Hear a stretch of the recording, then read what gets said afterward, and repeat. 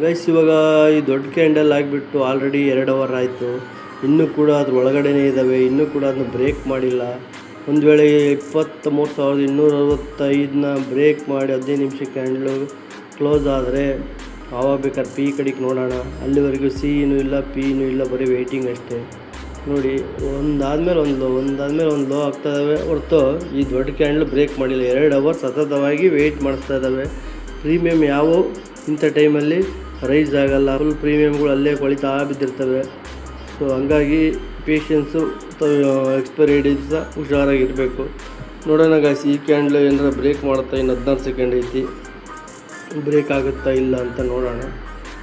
265 break ಮಾಡಬೇಕು, ಇದು 271 ಹೋಗಿದೆ ಇಲ್ಲೋ.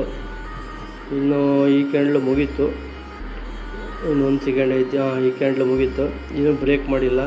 ಒಂದು ವೇಳೆ ಇದನ್ನ ಬ್ರೇಕ್ ಮಾಡಿ ಕ್ಲೋಸ್ ಮಾಡಿದ ಮೇಲೆ ಮಾತ್ರ ಎಂಟ್ರಿ ತಗೊಳ್ಳೋಣ, ಇಲ್ಲ ಅಂದರೆ ಅಲ್ಲಿವರೆಗೆ ಯಾವುದೇ ಎಂಟ್ರಿಗಳಿಲ್ಲ.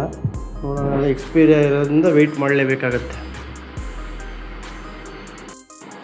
ಗೈಸ್ ಇವಾಗ ನೋಡಿ ಬ್ರೇಕ್ ಆಯಿತು. ಸೊ ನಾನಿವಾಗ ಮತ್ತೆ ಒಂದು ಲಾಟ್ ತಗೊಂಡು ರಿಸ್ಕ್ ಬೇಡ ಅಂತ ಜಲ್ದಿ ಕೊಟ್ಬಿಟ್ಟೆ. 143 ಹೋಯ್ತು ಅದು, ಅದೇ ಸೇಮ್ ಬೈ ಮಾಡಿದ್ದೆ. ಇನ್ನೊಂದು 1000 ರೂಪಾಯಿ ಪ್ರಾಫಿಟ್ ಆಯಿತು. ಸೊ ನೋಡಿ ಅದು ಬ್ರೇಕ್ ಆದಮೇಲೆ ಯಾವ ಥರ ಹೋಗುತ್ತೆ. 144 ಒಂದು ಸೆಕೆಂಡ್ ಇಟ್ಕೊಂಡಿದ್ರು ಕೂಡ ಅದು ಬ್ರೇಕ್ ಆದ ತಕ್ಷಣ ಹೇಳಿದಂಗೆ ಹೆಂಗೆ ಬರ್ತಾಯಿದೆ ನೋಡಿ ಮಾರ್ಕೆಟು. ಇದೇ ಹೇಳ್ತಾ ಇರೋದು, ಹಿಂಗಿದ್ರೆ ಎಷ್ಟು ಚಾನ್ಸ್ ಇರುತ್ತೆ ಮಾರ್ಕೆಟು ಯಾವ ಥರ ಅಪ್ ಆಗುತ್ತೆ ಅಂತ. ಸೊ ಅದು ಬ್ರೇಕ್ ಆದ ತಕ್ಷಣ ಮಾರ್ಕೆಟ್ ಫುಲ್ ಬುಲ್ಲಿಶ್ ಆಗಿಬಿಡ್ತು. ಸೊ ಅದಕ್ಕೆ ಹೇಳೋದು ಗೈಸ್, ತಾಳ್ಮೆ ಇರಬೇಕು. ಅದು ಇಲ್ಲಿ ನಾವು ರಿಸ್ಕ್ ತಗೊಳಕ್ಕಾಗಲ್ಲ. ಇಲ್ಲಿ ಬ್ರೇಕ್ ಆದಮೇಲೆ ತಗೊಂಡ್ರೆ ಹೋಗುತ್ತೆ. ಈಗ ನಮ್ಮ ಲೆಕ್ಕ ಪ್ರಕಾರ 470 ಮತ್ತೆ ಸೈಡ್ ವೇಸ್ ಆಗುತ್ತೆ. ಅದಾದಮೇಲೆ 38% ಇದೆ. 520 530 ಬರೋ ಸಾಧ್ಯತೆಯೇ ಇದೆ. 422 ಹೋಯ್ತು ನೋಡಿ ಗೈಸು. ನೋಡಿ ನಾನು ತಗೊಂಡದ್ದು ನಾನು ಬೇಗ ಕೊಟ್ಬಿಟ್ಟೆ. 146 ಹೋಯ್ದ, ನಾನು 127ಗೆ ಕೊಟ್ಬಿಟ್ಟೆ. ಸಾಕು, ಅತಿ ಆಸೆ ಬೇಡ. ಮಾರ್ಕೆಟು ತುಂಬ ಡೇಂಜರಸ್ ಇರುತ್ತೆ. ನನಗೆ ಡ್ಯೂಟಿ ಟೈಮ್ ಆಯಿತು.